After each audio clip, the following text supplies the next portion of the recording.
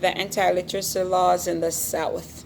Between 1740 and 1834, Alabama, Georgia, Louisiana, Mississippi, North and South Carolina, and Virginia all passed anti-literacy laws in an effort to prevent free blacks from encouraging slaves to rebel. Now, before the 1831 Nat Turner Rebellion, white Americans did not feel threatened by teaching slaves to read. Now, in many places, slaves and free blacks were actually a part of the Sunday school movement. Now, whites became less trusting about educating black after the Nat Turner Rebellion. As they figured if slaves were able to read, then they'd have a better understanding of what was going on.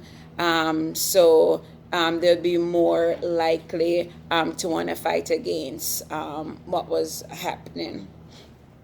Now, the anti-literacy laws imposed a fine or jail or both on a white person who taught an African American to read. Now, the African American did not have to be a slave. The African American could have been a free man, and as long as they were teaching that African American to read and write or do math, then they would have been guilty of breaking those laws.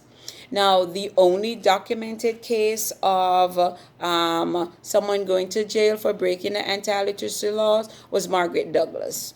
She was a white female. She was unmarried, and she was a rich. She had a modest job. She sewed for wealthy men. So I guess, and then she was not a typical lady of the time. She wasn't your timid type of person. She was more outspoken, even to the point where she defended herself when she was charged with violating those laws. Now,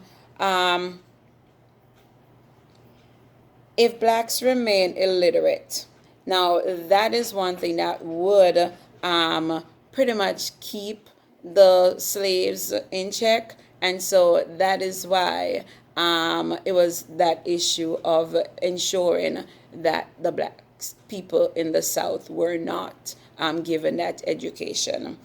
So what I'll say in actuality, the anti-literacy laws were passed because of the white man's fear of an educated black person. Because the more you know is the more likely you are to go against the things you know are not legal or not what they need to be. So that, in a nutshell, is why the anti-literacy laws were passed in the South.